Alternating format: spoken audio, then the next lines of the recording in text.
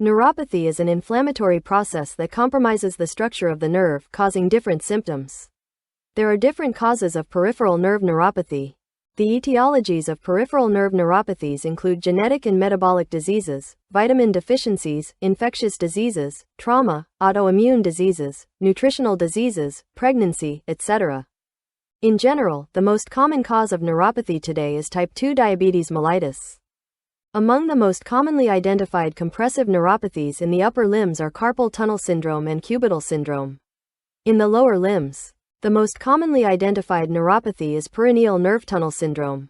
Among the most commonly identified symptoms among patients with neuropathy are numbness in the limbs, paresthesia, weakness in moving limbs, paresis, plegia, cramps, reduction in myotendinous reflexes, areflexia or hyporeflexia, reduction in muscle volume, hypertrophy.